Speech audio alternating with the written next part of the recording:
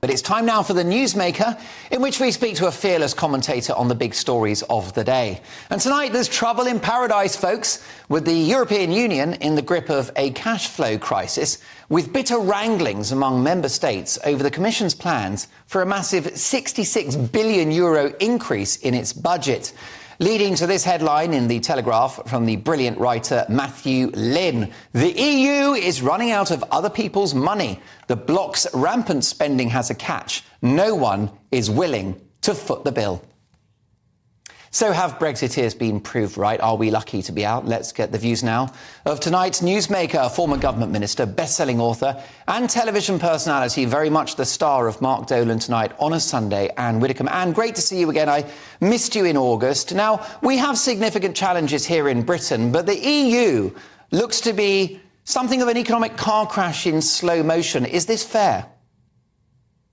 It's perfectly fair, and it's been heading that way for a long time, but people were so busy trying to pin everything that was going wrong in this country on Brexit that they didn't focus on what was happening in the EU. And indeed, our news in general in this country is very insular. So people haven't really noticed what's going on. But the fact is, of course, first of all, they've lost Britain. They've lost a big net contributor to the EU. I mean, don't underestimate that. Then Germany's got massive economic difficulties dictated largely by its energy policy, which was the exact opposite of what it should have done. So, yes, I'm very glad we're not caught up in that, that we're outside it and, that we can flourish on our own. But I do want to say this. Yes, it's great news, what we've heard from the Office of National Statistics today, but it could have been so much greater if Rishi Sunak had had the courage to lower tax rather than to raise it, and certainly to raise it to the level that he has done. And if he'd had the equal courage to make a bonfire of EU regulations rather than just throwing a couple on the heap at a time, if he'd done all of that, just think where we could be now with our Brexit freedoms. Well, indeed so, and let's hope they do come if the Tories are lucky enough to win the next election. That's a big if. Anne, you served in the European Parliament. Where do you think the EU goes wrong in terms of its approach to the economy? Well, I mean, you would need a year to explain that, because the EU is essentially spendthrift.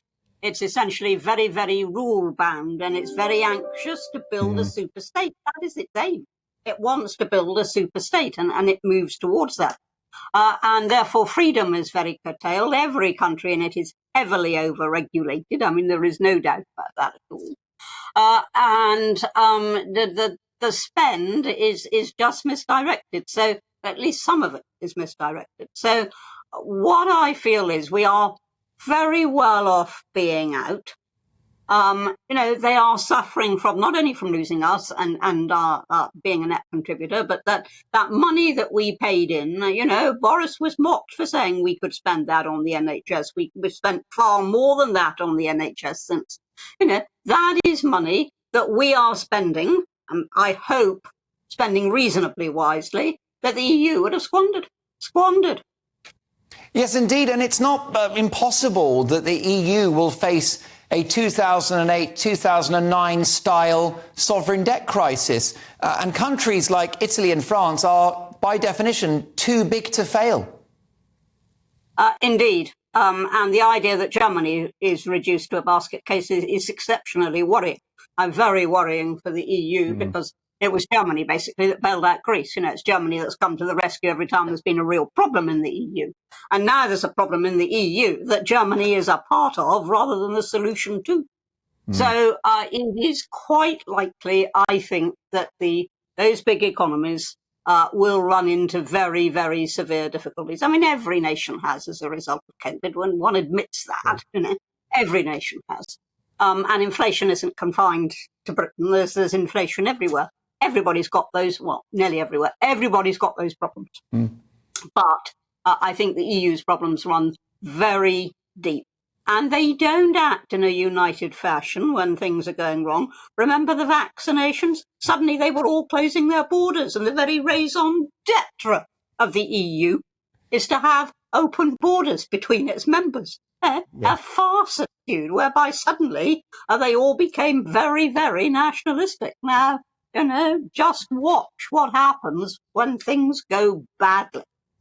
Not to mention the European Commission's disgraceful threat to erect a hard border between Northern Ireland and the Republic as a result of that vaccine row. Now, Anne, you mentioned the National Health Service. Taxpayers may have to stump up an extra £50 billion a year under NHS plans to employ 1 in every 11 workers in England. NHS England published its long-term workforce plan in June, which estimated it will need around 60% more staff in about 10 years' time.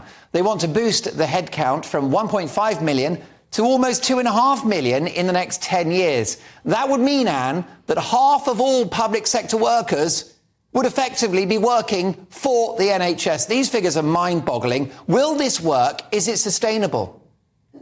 It's not sustainable. I doubt very much if it will work. We need root and branch reform of the NHS. But the worrying thing about this is that if you have your majority of your workforce working for the public sector, then it's only a minority working in the productive sector. And that is what we need to look at very carefully, because if people just work, nobody in the public sector earns in the literal sense their pay. It is available. It is paid. In the private sector, you have to earn it. You've got to actually make the profits. You've got to produce the goods. You've got to get them on time and all the rest of it. And it is that money which the financial sector and the private sector and the business sector bring in, which actually keeps the country afloat. Anne, always a thrill. I look forward to many on-air adventures with you on Mark Dolan tonight, right through autumn and winter. The voice of common sense on this show. Ann Widdecombe, we'll see you in a week's time.